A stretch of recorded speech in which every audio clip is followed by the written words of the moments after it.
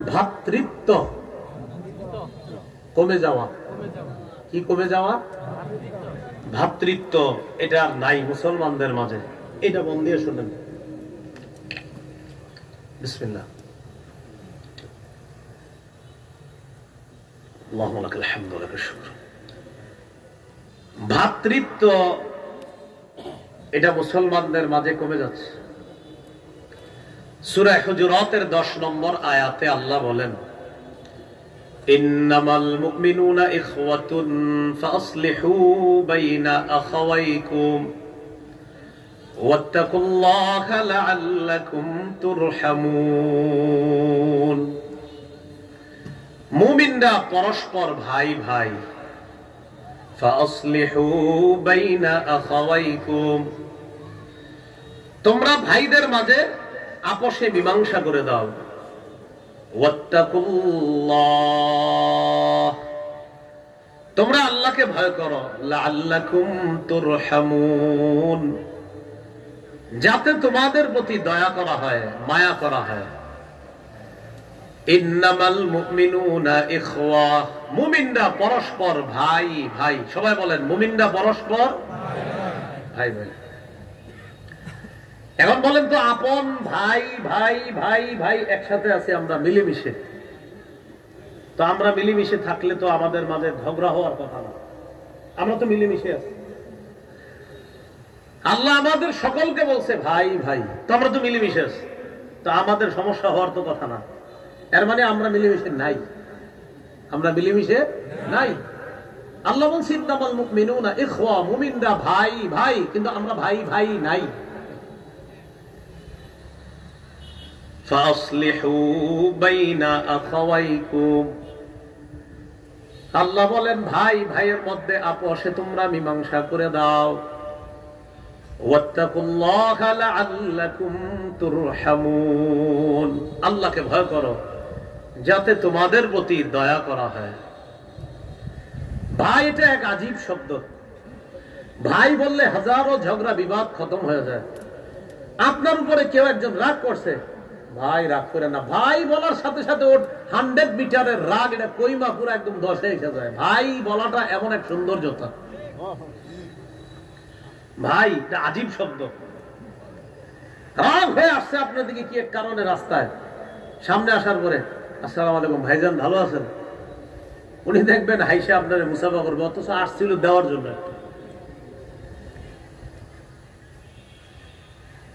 বিদায় হজের ভাষণে রাসূল সাল্লাল্লাহু আলাইহি সাল্লাম এটাই বলে গেছে আমাদের।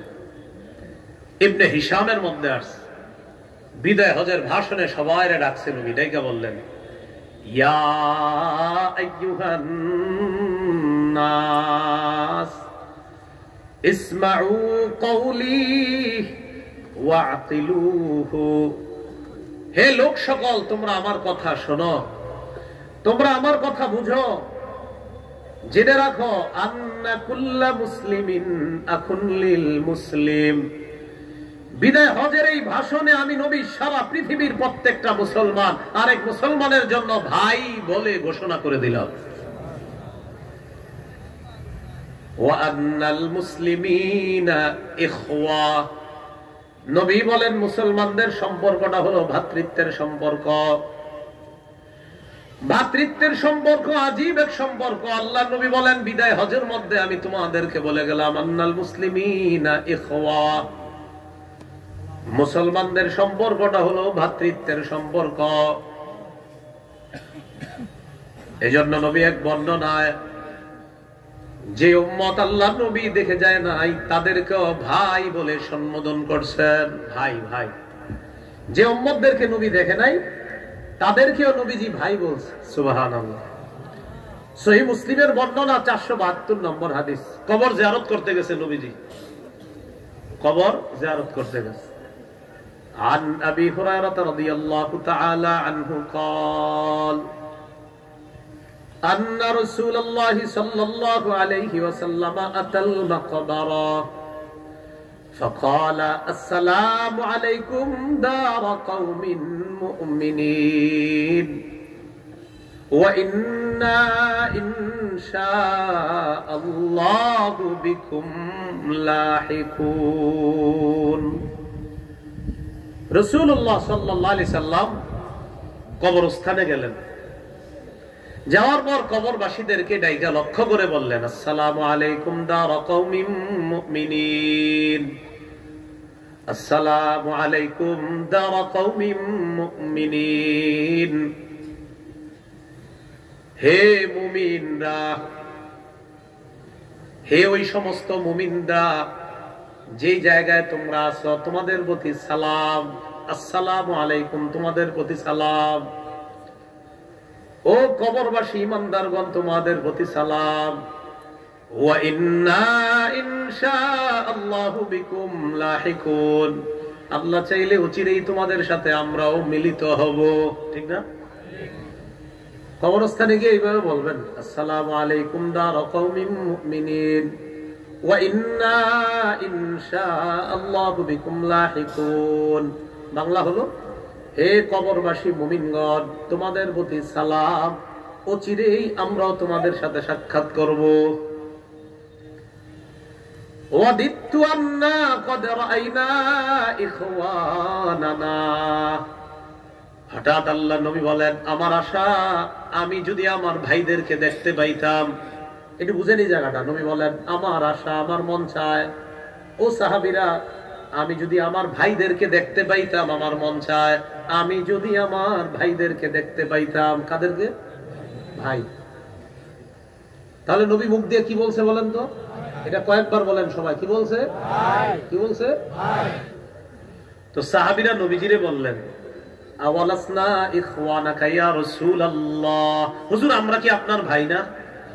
সুবহানাল্লাহ, হুজুর আমরা কি আপনার ভাই না? নবী বললেন, আনতুম আসহাবী, তোমরা হলে আমার সাহাবী। সুবহানাল্লাহ। তাহলে ভাই কারা? ইখওয়ানুনাল্লাযীনা লাম ইয়াতু বাদু, আমার ভাই হলো তারা যারা এখনো দুনিয়াতে আসে নাই। আমরা নবীজি বললেন, আমার ভাই তারা যারা এখনো দুনিয়াতে আসে নাই। তো সাহাবীগণ বললেন, হুজুর এদেরকে আপনি চিনবেন কিভাবে, এরা যে আপনার ভাই? রাসূলুল্লাহ সাল্লাল্লাহু আলাইহি সাল্লামকে সাহাবীগণ জিজ্ঞাসা করলেন, কাইফা তা'রিফু মিন উম্মাতিকা, হুজুর আপনার উম্মতের মধ্যে ওই সমস্ত মানুষগুলা, কাইফা তা'রিফু মান লাম ইয়াতি বা'দু মিন উম্মাতিক, আপনার উম্মতের যে এখনো আসেই নাই, যারা দেখেন নাই, কিভাবে চিনবেন এটা আপনার ভাই? নবীজি বললেন, শোনো, আরাআইতা লাউ আন্না রাজুলান লাহু খাইলুন গুররুম মুহাজ্জালাতুন বাইনা খাইলিন দুহমিন বুহমিন আলা ইয়ারিফু খাইলা।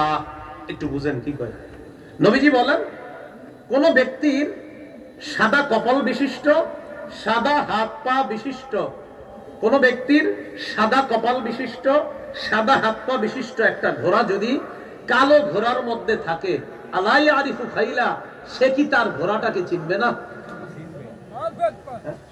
নবী বললেন, কোন ব্যক্তির সাদা কপাল বিশিষ্ট আর সাদা হাত পা বিশিষ্ট ঘোড়া, এটা যদি কালো ঘোড়ার মধ্যে থাকে, সে কি তার ঘোড়াটাকে চিনবে না?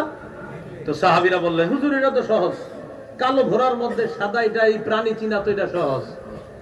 নবীজি বললেন, ফাইন্নাহুম ইয়াতুনা ইয়াওমাল কিয়ামাতি গুররাম মুহাজ্জালিনা মিনাল ওযু, আমার ভাইদেরকে যদি আমি দেখি নাই ওযু করার কারণে, তাদের ওযুর অঙ্গগুলো এমন ভাবে চকচক করতে থাকবে, কিয়ামতের ময়দানে দেখে চিনতে পারবো এগুলাই হলো আমার ভাই।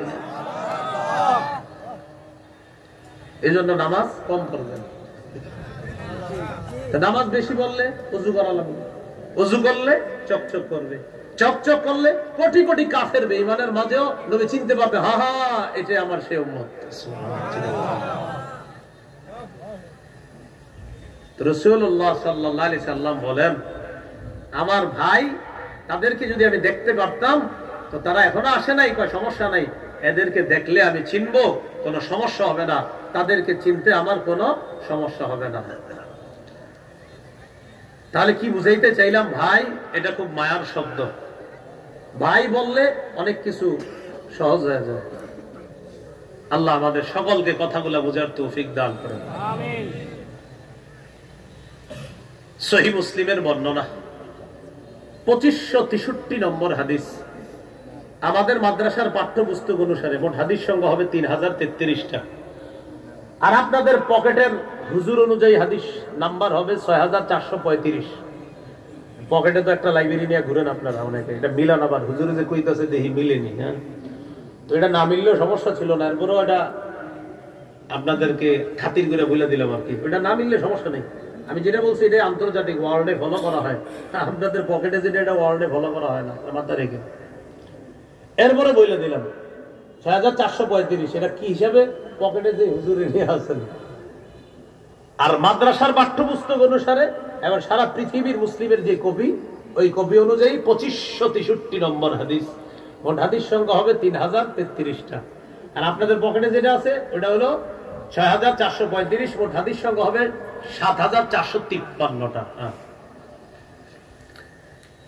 এই হাদিসের মধ্যে আছে ক্বালা রাসূলুল্লাহ সাল্লাল্লাহু আলাইহি ওয়াসাল্লাম লা তাহাসাদু ওয়ালা তানাজাশু ওয়ালা তাবাগাদু ওয়ালা তাদাবারু ওয়ালা ইয়াবি' বা'দুকুম আলা বাই'i বা'দিন ওয়া কুনু ইবাদাল্লাহি ইখওয়ানা।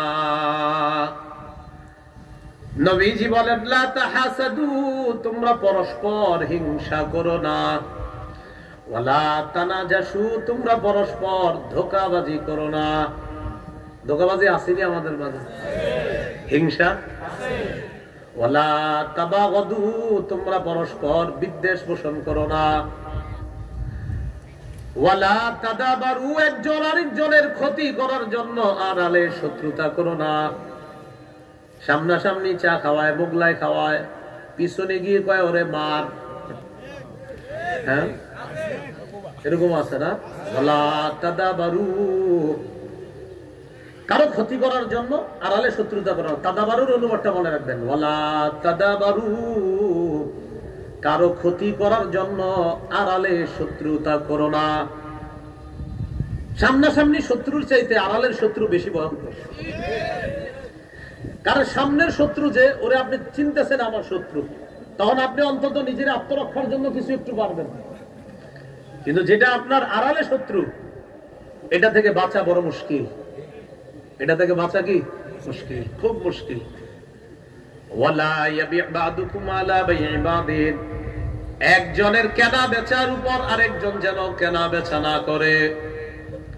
ওয়া কুনু ইবাদাল্লাহি ইখওয়ানা, নবী বলেন হে আল্লাহর বান্দারা, তোমরা ভাই ভাই হয়ে যাও। কি হয়ে যাও বলেন না একটু সবাই, কি হয়ে যাও? নবী আমাদেরকে কি হয়ে যেতে বলছে? নবী বললেন পরস্পর হিংসা করো না, পরস্পর বিদ্বেষ পোষণ করো না, পরস্পর ধোঁকাবাজি করো না, একজন আরেকজনের ক্ষতি করার জন্য আড়ালে শত্রুতা করো না, একজন আরেকজনের কেনা বেচার সময় কেনা বেচা করবা না। হে আল্লাহর বান্দারা, তোমরা সবাই ভাই ভাই হয়ে যাও। নবী বলেন তোমরা সবাই ভাই ভাই হয়ে যাও। তো বলছিলাম আমরা পিছিয়ে পড়া মুসলমানরা, আমাদের ওই যে আমরা যে বলি যে আমরা হুজুর কেন একটু পিছিয়ে আছি, দ্বিতীয় কারণ আমাদের ভাতৃপ্রেম কমে যাওয়া। ভাতৃত্ব বোধ যেটা থাকা দরকার ছিল, এই ভাতৃত্ব আমাদের মাঝে নাই। আমরা খালি বলি মুসলমান ভাই ভাই, আসলে কিছুই নাই, এরকম বলি আমরা। এরপর রাসূলুল্লাহ সাল্লাল্লাহু আলাইহি সাল্লাম বলেন আত-তাকওয়া হাহুনা, আত-তাকওয়া হাহুনা, আত-তাকওয়া হাহুনা। নবী বলেন তাকওয়া এখানে, তাকওয়া এখানে, তাকওয়া এখানে। ইউশিরু ইলা সাদরিহি সালাসা মাররাত, বুকের দিকে তিনবার ইঙ্গিত করে বললেন এখানে তাকওয়া, এখানে তাকওয়া, এখানে তাকওয়া। তাকওয়া থাকার জায়গা বুক। বলেন তাকওয়া থাকার জায়গা কোথায়? বুক। আসলে তাকওয়া থাকার জায়গা হলো কলব। বলেন কি? তো বুক দেখাইছে কেন? বুকে থাকে কলব, এই জন্য কলব। বলেন তাকওয়া থাকার জায়গা কি? কলব। তো রাসূল দেখাইছে ইলা সাদরিহি, বুকের দিকে, মানে ওই বুকের ভিতরে যে কলব, ওই কলব। আর কলব কোথায় থাকে? বুকে। বলেন কোথায়? এটা কোরআনে তো আছে, فإنها لا تعمى الأبصار ওয়ালাকিন তা'মাল কুলুবুল্লাতী ফিস সুদূর। আল্লাহ বলেন ফাইন্নাহা লা তা'মাল আবসার, প্রকৃতপক্ষে চক্ষু অন্ধ হয় না, ওয়ালাকিন তা'মাল কুলুবুল্লাতী ফিস সুদূর, বক্ষস্থিত হৃদয় অন্ধ হয়। প্রকৃতপক্ষে অন্ধ হয় বক্ষস্থিত হৃদয়, যে কল্ব, যে হৃদয় বক্ষে থাকে এটাই অন্ধ হয়। তাহলে কল্ব কোথায়? বক্ষে। বুকের মধ্যে কল্ব আর কলবের মধ্যে তাকওয়া। আল্লাহ বলছেন কল্ব বুকের মধ্যে, আল্লাহ বলছেন কল্ব বুকের মধ্যে, আর রাসূল দেখাইছেন তাকওয়া এখানে, তাকওয়া এখানে, তাকওয়া এখানে। তো তাকওয়া থাকার জায়গা রাসূল বললেন বুকের দিকে ইঙ্গিত করলেন। এর মানে বুকে যে কল্ব, ওই কলব, আর কলব যে বুকে থাকে এটা কোথায় আছে? এটা কোরআনে আছে। এই যে ওয়ালাকিন তা'মাল কুলুবুল্লাতী ফিস সুদূর, আল্লাহ বলছেন চোখ প্রকৃত অন্ধ হয় না, বক্ষস্থিত হৃদয় এটাই অন্ধ হয়। তো এটা কই আছে? ওয়ালাকিন তা'মাল কুলুবুল্লাতী ফিস সুদূর 17 পারা। কত পারা? এটা 17 পারা আছে, গালেবান 16 পৃষ্ঠার শেষের দিকে। হ্যাঁ,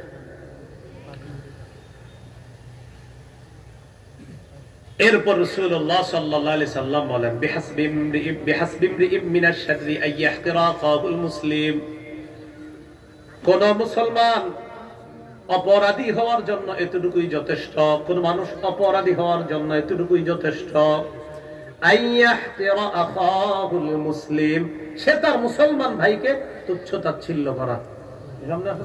এই দেখেন আমার দিকে তাকান, কোন মানুষ, এই দেখেন রাসূল কি বলছে, বিহাসবি ইমরিইম মিনাশ শাররি আইয়াহতিরা আখাহুল মুসলিম, কোন মানুষ খারাপ হওয়ার জন্য এতটুকু যথেষ্ট, আমি আমার কোন মুসলমান ভাইকে সামান্য তুচ্ছ তাচ্ছিল্য করা কোনো কারণ ছাড়া, রাসূল বলছেন তুমি খারাপ হওয়ার জন্য এতটুকুই যথেষ্ট। তুমি তোমার কোন মুসলমান ভাইকে তুচ্ছ তাচ্ছিল্য করা তোমার খারাপ হওয়ার জন্য এতটুকুই যথেষ্ট।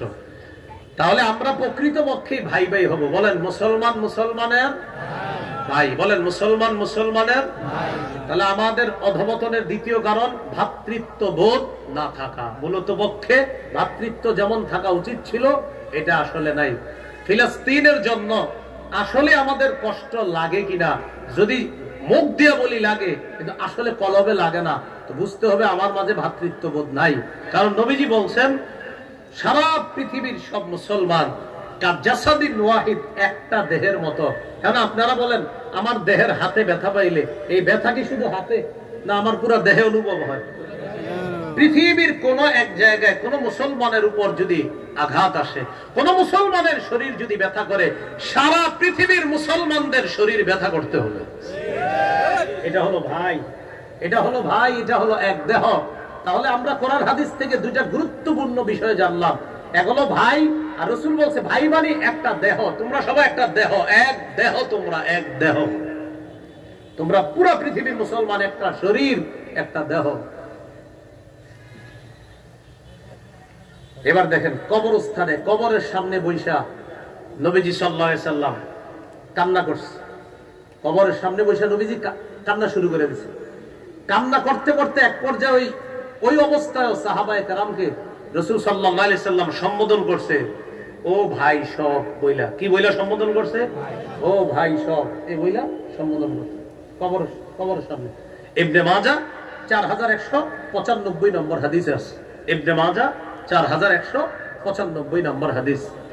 বারা ইবনে আযিব রাদিয়াল্লাহু তাআলা আনহুর বর্ণনা, তিনি বলেন কুন্না মা রাসূলিল্লাহি সাল্লাল্লাহু আলাইহি ওয়াসাল্লাম ফি জানাজা, নবীর সাথে এক জানাজায় আমরা ছিলাম, নবীর সাথে এক জানাজায় অংশগ্রহণ করলাম। জানাজার অংশগ্রহণ করার পর কবরের সামনে আল্লাহর রাসূল বসে গেলেন। কি করে দেখেন, জালাসা আলা শাফিরিল কবর, আল্লাহর নবী কবরের কিনারায় বসে গেলেন, কবরের পাশে বসে গেলেন।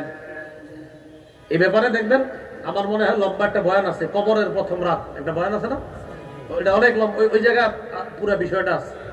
তো একটু খালি শোনেন।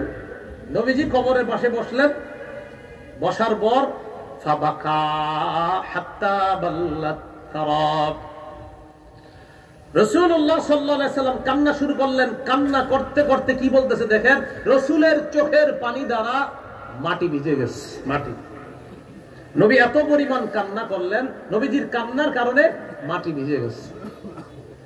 এক পর্যায়ে আমাদের দিকে তাকায় বললেন, ও ভাই সব তোমরা শোনো, লিমিসলি হাযা ফাআইদ্দু,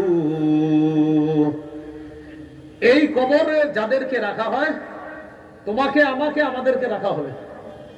এই কবরে আজকে যাকে রাখা হচ্ছে তার যে অবস্থা হবে, তারে যেমন মাটির নিচে রাখা হবে, তোমাদেরকেও মাটির নিচে রাখা হবে। অতএব তোমরা সবাই প্রস্তুতি নাও। লিমিসলি হাযা ফাআইদ্দু, ওই মুহূর্তে নবী সবাইকে বলছে, ইখওয়ানি, ও ভাই সব, ও আমার ভাইয়েরা, তোমরা এই অবস্থার জন্য প্রস্তুতি গ্রহণ করো। ওই কঠিন মুহূর্তে নবী সাহাবীদেরকে বলেছিলেন, প্রিয় ভাই সব, এই কঠিন মুহূর্তের জন্য তোমরা প্রস্তুতি গ্রহণ করো। এখানে আমার কবরের আলোচনা করার উদ্দেশ্য ছিল না, কবরের বিষয়টা বলা উদ্দেশ্য ছিল না, সেটা বোঝানোর উদ্দেশ্য ছিল এত কঠিন একটা মুহূর্তে নবী সবাইরে কত মায়ার একটা সুরে বললেন, ও প্রিয় ভাই সব, এই অবস্থার জন্য তোমরা তৈরি থাকো। তো বুঝাইতে চাইলাম ভাই জিনিসটা কত দামি। তা আমাদের অধঃপতনের দ্বিতীয় কারণ সম্পর্কে আমি আলোচনা করছিলাম, ভ্রাতৃত্ব নাই। সহিহ বুখারীর বর্ণনা 13 নম্বর হাদিস, একদম শুরুর দিকে হাদিসটা। এই হাদিসের মধ্যে আসছে, عن أنس بن مالك رضي الله تعالى عنه أن رسول الله صلى الله عليه وسلم قال لا يؤمن أحدكم حتى يحب لأخيه ما يحب لنفسه। নবী বলেন, তোমাদের মধ্যে কেউ ততক্ষণ পরিপূর্ণ ইমানদার হতে পারবে না। এটা সবাই মিলে একটু অনুবাদটা করি, বলেন, তোমাদের মধ্যে কোন ব্যক্তি ততক্ষণ পরিপূর্ণ ইমানদার হতে পারবে না যতক্ষণ সে নিজের জন্য যা পছন্দ করে তার ভাইয়ের জন্য যদি সেটা পছন্দ না করে।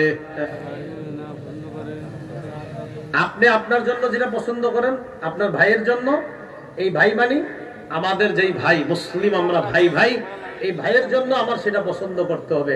আপনি রাস্তায় চলার সময় কলার ছিলকায় পিছল খেয়ে পড়ে গেছেন, এখন বলেন এই কলার ছিলকায় যে আপনি আছর খাইলেন, পড়ে গেলেন, এটা কি পছন্দ আপনার? কিন্তু আপনি চিন্তা করলেন কি, আমি পড়ছি আর রাইতাছে, আহক আরো পড়ুক। আপনি এটা তো পরিপূর্ণ ইমানদার হতে পারলেন না। আপনি রাস্তায় চলতেছেন, আপনার পায়ে একটা ইট লাগছে, ইটের টুকরা, আর আপনি চিন্তা করলেন আমার পায়ে লাগলো, ও আচ্ছা আরো 3 জন আইতেছে, তা আসো খাড়াই রয়েছেন, এরা ইটের মধ্যে লেগে পড়ছে, আপনি হাসতেছেন, আমি একটু আগে পড়ছি। অথচ বুখারীর বর্ণনা, রাসূলুল্লাহ সাল্লাল্লাহু আলাইহি সাল্লাম বলেন, রাস্তায় কোনো ইট, কষ্টদায়ক কোনো জিনিস যদি কেউ সরায় দেয়, গুফিরা লাহু মা তাকাদ্দামা মিন যামবি, তার আগের সব গুনাহ মাফ। তা আপনি আপনার ভাইয়ের জন্য একটু পছন্দ করতে পারলেন না, আর জীবনে কি পারবেন? আপনি কি পছন্দ করলেন যে আমি পড়ে গেছি, আমার ভাইও পড়ুক। আপনি এক জায়গায় টাকা ইনভেস্ট করে লস খাইছেন, আপনি জানেন যে এই জায়গাটা এমন এক জায়গা, যে আসবে সেই লস খাবে, আপনি চিন্তা করলেন তোরাও যা, বুঝবি কদিন পরে। কেন? আপনি আগে থেকে সতর্ক করলে সমস্যা কি? তাহলে উনি লস খাইছে, উনি চায় আরো 10 জন খাক। এটা মুমিনের পরিচয় না, এটা ভাইয়ের পরিচয় না। ভাই কখনো ভাইয়ের ক্ষতি চায় না। আল্লাহ আমাদেরকে কথাগুলা বুঝার তৌফিক দান করুন। আমিন। এলাকায় ভাই ভাই ভাগ হয়, আছে না এরকম? ভাই ভাইয়ের এখন বাবা আলাদা করে দিস, তো তাদের জমি থাকে না, জমি আপন ভাই, আপন ভাইয়ের জমি, মনে করেন ওর নিজেরটা একটু ক্ষতি হয়েছে, ও এখন চায় ওর আপন ভাইয়ের জমি একটু ক্ষতি হোক। আরে আপনি আমি তো ভাই, ঠিক আছে, পরে আপন ভাই তো ভাইরে ভাই মনে করতেছেন, আর মুসলমান মুসলমান ভাই ভাই, এটা কবে? আপন ভাই ভাইরে 10 বছর সালাম দেয় না, এ আবার কেমন আপন ভাই? আল্লাহ আমাদেরকে কথাগুলা বোঝার তৌফিক দান করেন। আমাদের অধঃপতনের 3 নম্বর কারণ, বলেন, ঝগড়া বিবাদ, বলেন, অযথা বিষয়ে সংঘাতে জড়িয়ে পড়া, ঝগড়া বিবাদে জড়িয়ে পড়া। অযথা বিষয়ে কি করি আমরা? ঝগড়া বিবাদে জড়িয়ে পড়ি। আমি এই অযথা বিষয়ে ঝগড়া যেন না হয় এটার জন্য একটা কৌশল অবলম্বন করেছিলাম, আলহামদুলিল্লাহ কাজ হয়েছে। একটা ঝগড়াটারে থামানোর জন্য একটা কৌশল অবলম্বন করছে, মোটামুটি থামছে, আশা করি আরো থামবে। ঝগড়া বিবাদ অযথা বিষয়ে না করা, এটা ভালো। সূরা আনফালের 46 নম্বর আয়াতে আল্লাহ বলেন, وَأَطِيعُوا اللَّهَ وَرَسُولَهُ وَلَا تَنَازَعُوا فَتَفْشَلُوا وَتَذْهَبَ رِيحُكُمْ।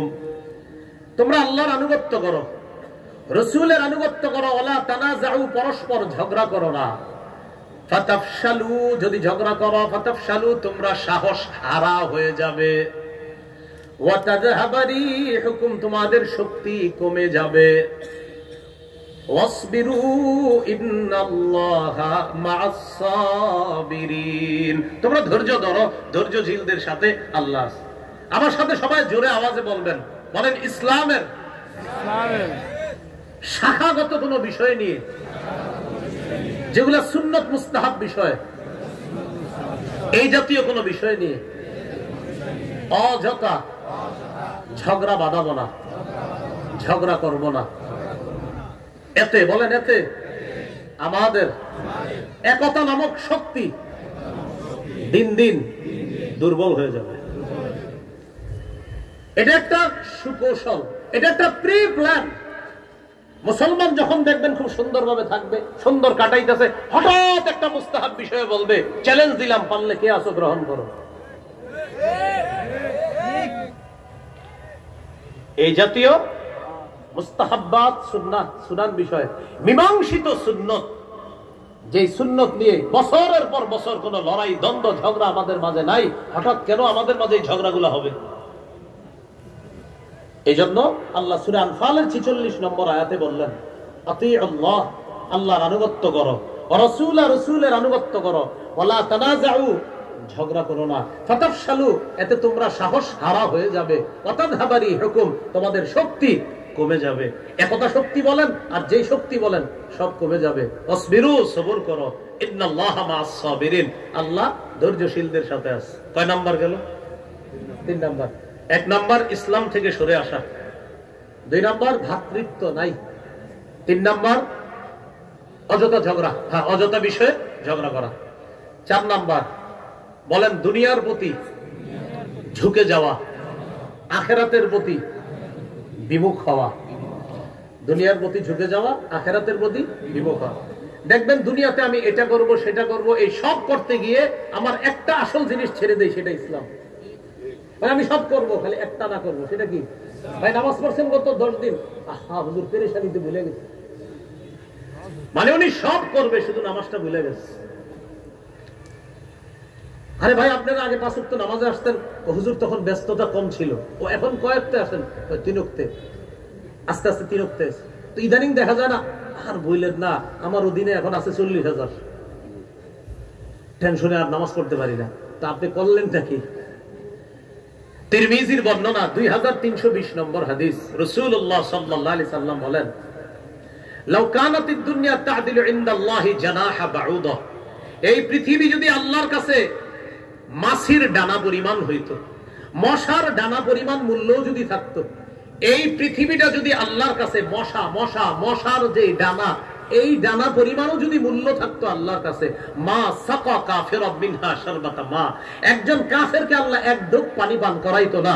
যদি এই দুনিয়ার মূল্য মাছির ডানা পরিমাণ, মশার ডানা পরিমাণ হইতো, কোন কাফেরকে আল্লাহ এক ঢোক পানি পান করাইতেন না আল্লাহ। এই জন্য মুসলমানদের টার্গেট হবে আখেরাত। আখেরাত সামনে রেখে মুসলমান দুনিয়া কামাই করবে, ঠিক আছে, দুনিয়াতে আখেরাত সামনে রেখে হালাল ভাবে আপনি কামাই করতে হবে, কিন্তু দুনিয়া সামনে রেখে আখেরাত না, বরং আখেরাত সামনে রেখে দুনিয়া। এগুলো 4 নাম্বার। আমাদের অধপতনের 5 নাম্বার কারণ, একটু আমার সাথে এটা বলেন,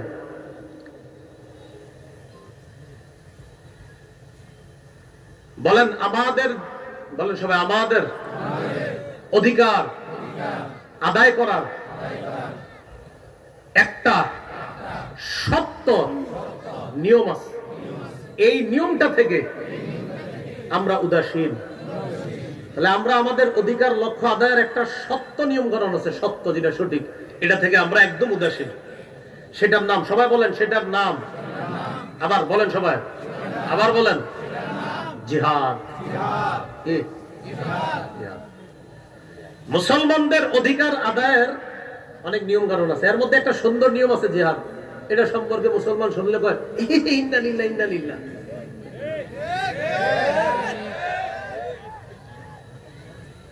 এটা থেকে মুসলমান বিমুখ, গাফেল, উদাসীন মুসলমান। খুব সাবধান। সূরা তাওবা 38-39 নম্বর আয়াতে আল্লাহ বলেন,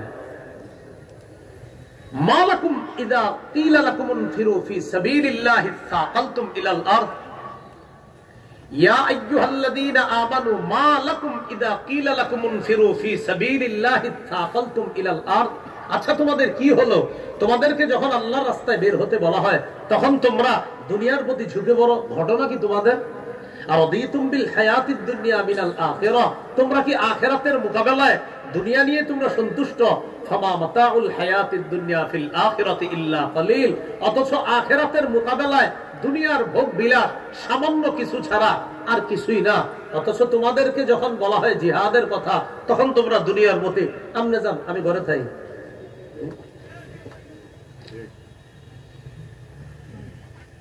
কারা কারা ইসলাম কায়েম করার জন্য আগামীকাল আমার সাথে রাস্তায় আসবেন? খতিব সাহেব ভাষণ দিয়েছে মসজিদে, মসজিদে সবাই হাত তুলছে। পরের দিন মা বাবা বুঝাইছে, হুজুরের কাম হুজুরে করতে দে, তুই ঘরে বসে থাক,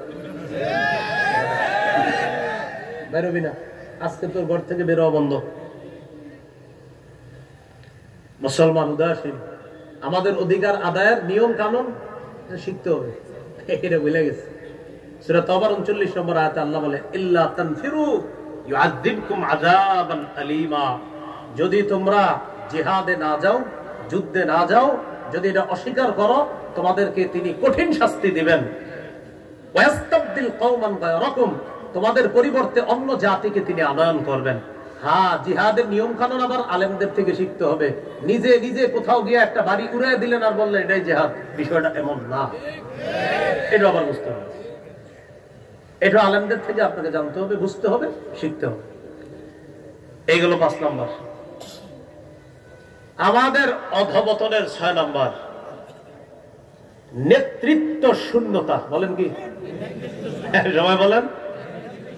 আমাদের একজন আদর্শিক মুসলিম নেতৃত্ব শূন্যতায় আছি আমরা। যদিও আলহামদুলিল্লাহ সারা পৃথিবীতে আমাদের ভাইয়েরা দেখায় দিতেছে মুসলমানরা শাসন ক্ষমতায় আসলে কি হবে, শুধু এক দেশ সারা দুনিয়ারে নাচাইতেছে। এরকম যদি 10টা হয়তো অবস্থাটা কি হবে? আমাদের ভাইয়েরা দেখাই দিতেছে সারা দুনিয়া কয় তোমার সাথে সম্পর্ক নাই, ভাইয়েরা কয় কোনো সমস্যা নাই। এখন যারা কইছে সম্পর্ক রাখবো না, হারাই কয় আসসালামু আলাইকুম হুজুর, ভালো আছেন? কারণ সারা পৃথিবী মানতে হবে, শান্তি চাও ইসলামের পতাকা তোলে আসো। এটা আমাদের ভাইরা দেখাই দিতেছে। এছাড়া আমাদের মুসলমানরা যে যেখানে আছে, একজন আছে মাশাআল্লাহ আরবে বসে রয়েছে, উনি বুঝায়, উনি অনেক কিছু করবে। এই ফিলিস্তিন ইস্যুতে উনি আরো কয়েকজনের কি পরিমাণ ভূমিকা দরকার ছিল, না? এগুলার ভূমিকা এক নিঃসন্দেহে মুনাফিকি ভূমিকা, সন্দেহ নাই। এই জন্য এদের কাজ থাকবে মৌলিকভাবে 4টা। বলেন কয়টা? ইসলামী রাষ্ট্রের মূল উদ্দেশ্য হবে 4টা, আর মুসলিম জাহানের রাষ্ট্রপতি যারা হবে তাদের এই 4 কাজ বাস্তবায়ন করতে হবে। সূরা হজের 41 নম্বর আয়াতে আল্লাহ বলেন, আল্লাযীনা ইম্মাক্কান্নাহুম ফিল আরদি আকামুস সালাহ ওয়া আতাউয যাকাত ওয়া আমারু বিল মা'রুফ ওয়া নাহাউ আনিল মুনকার। আমি যাদেরকে ক্ষমতায় বসাই তাদের মৌলিক কাজ হবে 4টা। 1 আকামুস সালাহ, নামাজ কায়েম করবে। 2 ওয়া আতাউয যাকাত, যাকাত আদায় করবে। 3 ওয়া আমারু বিল মা'রুফ, নেক কাজের আদেশ করবে। 4 ওয়া নাহাউ আনিল মুনকার, অসৎ কাজ থেকে নিষেধ করবে। তো 6 নাম্বার আমাদের অধঃপতনের কারণ হলো আমরা মুসলিম নেতৃত্ব শূন্যতায় ভুগতেছি। 7 নাম্বার, এটা আমার সাথে একটু বলেন, শত্রুকে বন্ধু বানানো। আল্লাহ বলে দিছে এ তোমার শত্রু, আমি কই না আমার দোস্ত। আল্লাহ বলে দিছে এ তোমার শত্রু, এটা শত্রু শত্রু, না আমি কইতাছি দোস্ত দোস্ত দোস্ত। তো হইল কি? সূরা মাইদার 51 নম্বর আয়াতে আল্লাহ স্পষ্ট বলে দিচ্ছে, ইয়া আইয়ুহাল্লাযীনা আমানু লা তাত্তাখিযুল ইয়াহুদা ওয়ান নাসারা আউলিয়া। হে ঈমানদারগণ, ইহুদি খ্রিস্টানদেরকে বন্ধু বানাও না। কিন্তু আপনি বলতেছেন হুজুর আমি তো বন্ধু বানাই না, আপনার কার্যকলাপ কয় বন্ধু না, আপনি এদেরকে আব্বা বানান। আপনি মুখে না বলছেন বন্ধু না, কে বলছে বন্ধু না? আপনি যে বলছেন তাদেরকে বন্ধু হিসাবে আপনি গ্রহণ করেন না। আপনি কয়দিন গান না শুনে ছিলেন বলেন? গান শুনতেছেন আপনি, তো আপনি তাদের কৃষ্টি কালচার প্রতিনিয়ত কানে ঢুকাচ্ছেন। আপনি নাটক সিনেমা দেখতেছেন, তো তাদের কালচার দিয়ে আপনার এই অপবিত্র চোখকে অপবিত্র করতেছেন। আপনি কোথায় তাদেরকে বন্ধু বানান নাই? আপনি আটো সাটো খাটো ছোট পাতলা পোশাক পরতেছেন আর বলতেছেন না এরা আমার বন্ধু না। তো এই কালচার কা? আটো সাটো ছোট পাতলা পোশাক বাংলাদেশের নারীরা না পড়লেও পৃথিবীতে আসেনি? বাংলাদেশে নাই? আপনারা কিছু কর না। আল্লাহ বলছে ইহুদি খ্রিস্টানদেরকে বন্ধু বানাও না। 7 নাম্বার কারণ, শত্রুকে বন্ধু বানাইছে। আল্লাহ বলে দিয়েছে ওয়াইয়াতাল্লাহু মিনকুম ফাইন্নাহু মিনহুম, তোমাদের মধ্যে যারা তাদেরকে বন্ধু হিসেবে গ্রহণ করবে সে তাদের অন্তর্ভুক্ত হবে। এই গেল 7টি কারণ আমাদের অধপতনের। সর্বশেষ 8 নাম্বার কারণ, বলেন আমার সাথে, যথাযথ শুরা ব্যবস্থা না থাকা। শুরা কি? এটা অনেক লম্বা আলোচনা। আমার দেখবেন ইসলামী রাষ্ট্র ব্যবস্থা নিয়ে লম্বা একটা আলোচনা আছে, এটাও আছে, প্রায় দেখছি অনেকে ছাড়ছে, এটা একটু দেখে নেবেন। ইসলামী রাষ্ট্র ব্যবস্থা কিভাবে কি হবে, ওখানে শুরা ব্যবস্থা নিয়ে আলোচনা আছে। তো শুরা ব্যবস্থা থাকলে আমাদের জন্য অনেক কিছু সহজ হয়ে যেত। সূরা আলী ইমরানের 159 নম্বর আয়াতে আল্লাহ বলেন ওয়াশাবিরহুম ফিল আমর, নবীরে বলছে সব বিষয়ে আপনি ফিল আমরি, বিভিন্ন বিষয় ইত্যাদি বিষয়, গুরুত্বপূর্ণ বিষয়, ওই বিষয় ইত্যাদি বিষয়ে তাদের সাথে আপনি আলোচনা করেন।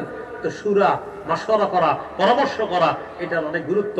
কারণ কথা হলো আমাদের সবার একটাই কথা, হুজুর পরামর্শটা করবো কার সাথে? এই জন্য শুরা ব্যবস্থা এটা একটা যথাযথ থাকা দরকার ছিল। এইগুলা এই 8টা কারণ বললাম, মনে থাকবে না 8 কারণ। 1 নাম্বার ইসলাম থেকে সরে যাওয়া। 2 নাম্বারটা গুরুত্ব দিয়েছিলাম, আমাদের কি ভ্রাতৃত্ব আমাদের নাই। আমরা সবাই বলি মুসলমান ভাই ভাই, আসলে নাই। এরকম আমরা বলি ভাই ভাই ভাই ভাই, তো নাই। এটা 2 নাম্বার। 3 নাম্বার কারণ ছিল আমরা পরস্পর অযথা বিষয়ে বিবাদে জড়িয়ে যাওয়া। 4 নাম্বার কারণ ছিল দুনিয়ার প্রতি আসক্ত হয়ে যাওয়া আর আখিরাতের থেকে আমরা বিমুখ হয়ে যাওয়া। 5 নাম্বার কারণ ছিল আমরা আমাদের মৌলিক অধিকার আদায়ের কিছু নিয়ম নীতি ছিল, এর মধ্যে একটা ছিল জিহাদ। এটার ব্যাপারে আমরা একদম টোটাল উদাসীন, এই পবিত্র বিধানটা সম্পর্কে আমরা জানি না। 6 নাম্বার আদর্শ একটা নেতৃত্ব দরকার ছিল আমাদের, এটা আমাদের নাই। 7 নাম্বার শত্রুরে আমরা বলি দোস্ত, শত্রুকে আমরা বলি বন্ধু। 8 নাম্বার একটা যথাযথ পরামর্শ কমিটি ব্যবস্থা থাকা দরকার ছিল। এই জন্য আসলে আমরা পিছিয়ে যাচ্ছি। তো আমি এই কথাগুলা কেন বললাম, আমাদের নীতি নির্ধারক ওলামায়ে হযরত যারা, তাদের কানে ওই কথাগুলো পৌঁছে যাবে। তো তাদের কানে যেন পৌঁছে, আপনাদের সবার কানেও পৌঁছে গেছে আশা করি। এই জন্য মানে আমার মনে হলো আর কি, এই কারণে আমার আরো আছে অবশ্যই কারণ। এই জন্য আমি মৌলিকভাবে 8টা কারণ বললাম, যে এই কারণে আমাদের পিছিয়ে যাওয়া। আরো অনেক কারণ আছে, কোরআন সুন্নাহ আরো পড়াশোনা করলে নিঃসন্দেহে আরো অসংখ্য কারণ বের হবে। আল্লাহ আমাদের সকলকে আমরা ভাই ভাই হয়ে থেকে যেন আমরা সামনের দিনগুলো আসলে আমাদের কি করণীয়, কি বর্জনীয়, আমাদের কি করা উচিত আর আমরা কি করতেছি, কি ছাড়া উচিত আর কি ছাড়ছি না, আমরা এই বিষয়গুলো যেন আমরা জেনে বুঝে আমরা আমল করতে পারি। আমাদের জীবনটা সুন্দর করে সাজিয়ে আখেরাতে আমরা একসাথে আল্লাহর রহমতের ছায়া তলে আমরা যেন পুলসিরাত পার হয়ে জান্নাতে আবার সাক্ষাৎ করতে পারি। আল্লাহ তৌফিক দান করেন। সুবহানাল্লাহি ওয়া বিহামদিহি, সুবহানাকাল্লাহুম্মা ওয়া বিহামদিকা আশহাদু আল্লা ইলাহা ইল্লা আনতা আস্তাগফিরুকা ওয়া আতুবু ইলাইক। আসসালামু আলাইকুম ওয়া রাহমাতুল্লাহ।